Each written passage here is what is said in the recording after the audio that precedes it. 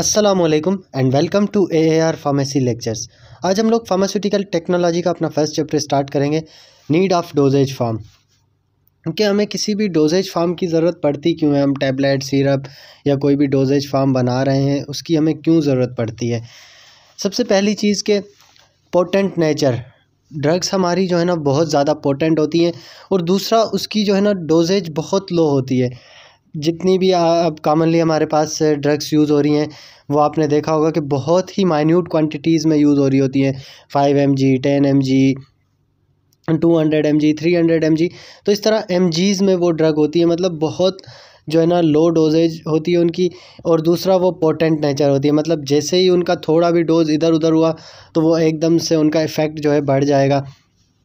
तो इसीलिए हम उन्हें जो है ना बल्क में नहीं दे सकते, कि जिस तरह हम चीनी पत्ती या खाने की चीज़ें यूज़ करते हैं बल्क में, उसमें से कितनी भी निकाल के यूज़ कर ली, कि हमारे पास घर में इतनी सारी जो है ना रखी हुई है चीनी, उसमें से हमने ऐसे ही उठा के खा ली।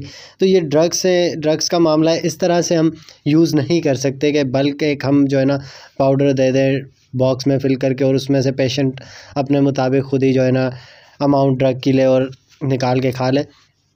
तो इसमें प्रिसिशन बहुत ज़रूरी है, क्योंकि ये इतनी माइन्यूट क्वांटिटीज़ में अब ड्रग यूज़ हो रही है।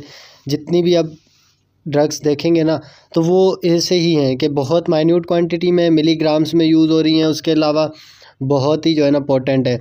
और इवन उनको अगर घर में वे भी करके लें तो उसके लिए भी इतना आसान काम नहीं है कि 10 mg 20 mg इतने आसानी से वे नहीं किए जा सकते। जो हमारे पास लेबॉर्ट्री स्केल के बहुत सेंसिटिव वेइंग बैलेंस होते हैं उनकी ज़रूरत पड़ेगी, तो वो चीज़ें अब घर में अवेलेबल नहीं होंगी, कन्वीनियंस नहीं है। तो इसीलिए जो है हमें डोजेज फॉर्म बनाने की ज़रूरत पड़ती है, कि हम उसे टैबलेट की फ़ॉर्म में दे रहे हैं, सिरप की फ़ॉर्म में दे रहे हैं, इंजेक्टेबल दे रहे हैं, या जो भी ड्रग की फ़ॉर्म्स बनाई हैं तो वो इसीलिए मुख्तलिफ़ डोजेज फॉर्म बनाई हुई है कि ड्रग ईज़िली पेशेंट को दी जा सके।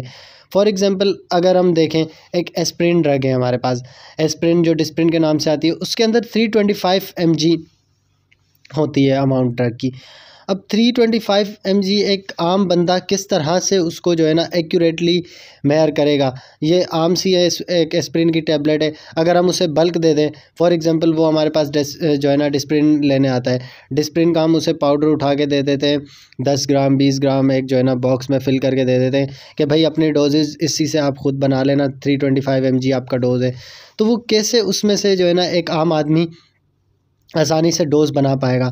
तो उसके लिए मुश्किल होगी, इधर उधर होगा थोड़ा भी वेट, अब उसके साइड इफ़ेक्ट्स भी आ सकते हैं, टॉक्सिसिटी हो सकती है ड्रग की, बहुत सी चीज़ें, तो इसलिए ये मुश्किल हो जाता है, वो नहीं कर सकता एक आम बंदा जो है।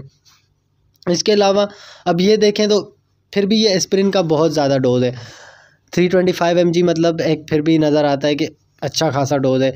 बहुत सी ड्रग्स हैं, आप देखेंगे 5 mg भी होंगी, 10 mg भी होंगी, इससे कम भी होंगी। जैसे एग्जांपल हमारे पास इथिनाइल एस्ट्राडायोल, अब इथिनाइल एस्ट्राडायोल 0.05 mg की जो है हमारे पास है टैबलेट। अब 0.05 mg अगर हम देखें तो कितनी कम क्वांटिटी है, कितनी कम अमाउंट है। एस्प्रिन की एक टैबलेट अगर हम लें तो उसके अंदर से 6500 जो है ना हमारे पास इथिनाइल एस्ट्राडायोल की टैबलेट्स बन सकती हैं।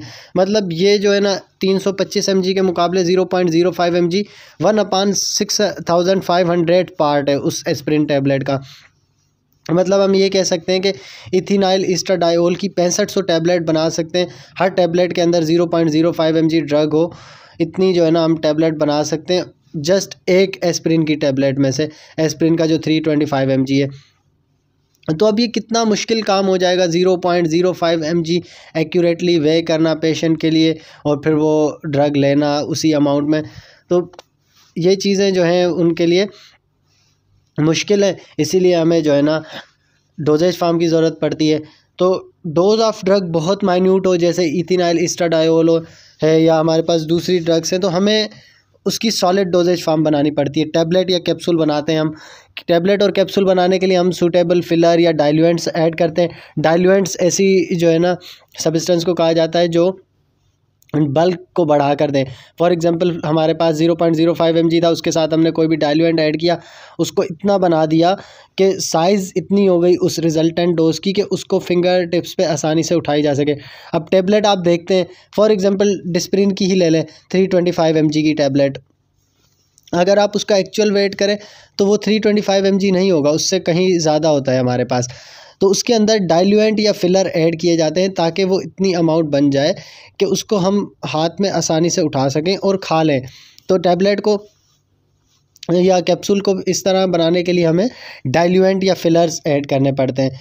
इसके अलावा ये जो है ना, सेफ़ और कन्वीनियंट होने के साथ साथ दूसरी रिक्वायरमेंट भी है। मतलब एक तो हमने ये चीज़ डिस्कस कर ली कि भाई डोजेज फार्म हम इसलिए बना रहे हैं कि सेफ़ हो जाए, क्योंकि वरना इधर उधर डोज होगा, टॉक्सिक होने के चांसेस हैं। दूसरा कन्वीनियंट हो जाता है और एक्यूरेट डोजेज फार्म हम दे सकते हैं कि इतना ही डोज हमें रिक्वायर्ड है 325, तो 325 की हम टैबलेट बना के दे दें। तो दो चीज़ें तो हमने ये पढ़ी, सेफ्टी और कन्वीनियंस एक्यूरेट डोजेज की वजह से। इसके अलावा एडिशनल रीज़न्स भी हैं हमारे पास डोजेज फार्म बनाने के, सिर्फ यही रीज़न नहीं है कि हम डोजेज फार्म बना रहे हैं। इसके अलावा कौन कौन से रीज़न आ जाते हैं? सबसे पहला, हमें ड्रग को जब प्रोटेक्ट करना होता है, ड्रग को किस चीज़ से प्रोटेक्ट करते हैं हम? एटमॉस्फेयर के अंदर जो ऑक्सीजन मौजूद है, उसके अंदर जो ह्यूमिडिटी मौजूद है, उनसे प्रोटेक्ट करना होता है।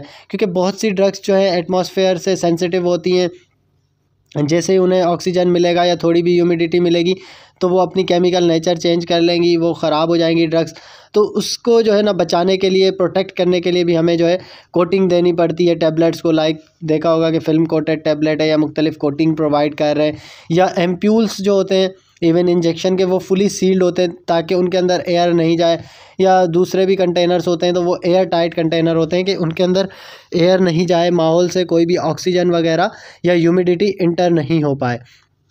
उसके अलावा ड्रग सब्सटेंस को गैस्ट्रिक एसिड से प्रिवेंट करना, ख़ास तौर पे जो हम ओरल मेडिकेशंस ले रहे होते हैं तो कुछ ऐसी ड्रग होती हैं जो है ना हमारे जीआई के एसिड की वजह से डिस्ट्रॉय हो जाती हैं, मतलब एसिडिक एनवायरनमेंट को वो बर्दाश्त नहीं कर पाती, या इवन कभी कभी हमारा जीआई जो है ना उन ड्रग्स को बर्दाश्त नहीं कर पाता, उनकी वजह से इरिटेशन होती है, ख़ास तौर पे एनसेड्स वगैरह हैं। तो फिर ये होता है कि हमें उनकी जो है ना कोटिंग प्रोवाइड करनी पड़ती है, एंटारिक कोटिंग, ताकि उनको जो है गैस्ट्रिक एसिड से बचाया जा सके, ड्रग को या जो है जीआई को उस ड्रग के इफ़ेक्ट से बचाया जा सके जो वो इरिटेशन कॉज करा रहा था गैस्ट्रिक म्यूकोसा में। तो इसके लिए भी हमें जो है ना डोजेज फार्म की ज़रूरत पड़ती है, तो हम एंटारिक कोटेड टैबलेट्स बना देते हैं। इसके अलावा टैबलेट या ये जो केमिकल्स हैं उनका बहुत ही ख़राब टेस्ट होता है, या साल्टी टेस्ट हो, इस तरह का टेस्ट या ऑर्डर भी उनका बहुत जो है ना ख़राब होता है। तो उससे भी हमें बचाना होता है ना ड्रग को, कि उसका बिटर टेस्ट बचा लें, या जो साल्टी टेस्ट वगैरह है उससे ड्रग को प्रोटेक्ट कर लें कि किसी तरह पेशेंट आराम से ले सके। वरना इतनी कड़वी अगर दवाई है वो ऐसे ही दे दी जाए तो पेशेंट ले ही नहीं पाएंगे। तो उनकी कन्वीनियंस के लिए कि वो आराम से ले सकें, फिर इसके लिए कैप्सूल्स बनाए जाते हैं, कैप्सूल्स के अंदर फिल हो जाते हैं। तो जेलाटिन कैप्सूल में जब वो एक बार फिल होने के बाद उसका जो है वो टेस्ट नहीं रहेगा, या कोटेड टैबलेट्स बनाई जाती हैं, या इवन फ्लेवर्ड सिरप बनाए जाते हैं कि banana flavour, orange flavour, strawberry flavour. तो मुख्तलिफ़ सिरप्स को फ्लेवर दिए जाते हैं ताकि उनका जो बिटर टेस्ट है उसको मास्क किया जा सके। उसके अलावा जो हमारे पास लिक्विड प्रिपरेशन है इनसॉल्युबल और अनस्टेबल ड्रग्स की, उन्हें डिज़ायर्ड व्हीकल के अंदर मिक्स कर देना, कि ऐसी ड्रग्स जो इनसॉल्युबल थी और स्टेबल भी नहीं थी उनको हम जो है व्हीकल के अंदर सॉल्युबल कर दें या उसके साथ प्रोवाइड कर सके। जैसे सस्पेंशन हम बनाते हैं कि जो है सस्पेंडिंग एजेंट की मदद से जो ड्रग की पार्टिकल्स हैं उनको व्हीकल के अंदर सस्पेंड कर दिया जाता है। तो उसके लिए भी हमें डोजेज फार्म की ज़रूरत पड़ती है। इसके अलावा क्लियर लिक्विड सॉल्यूशंस जो बनाई जाती हैं, या सिरप वगैरह जो लिक्विड, हमारे पास ऐसी डोजेज फार्म जो क्लियर होती हैं बिल्कुल, जिसमें ड्रग जो है ईजीली सॉल्युबल हो जाता है। सिरप और सॉल्यूशंस इसकी एग्जांपल है हमारे पास।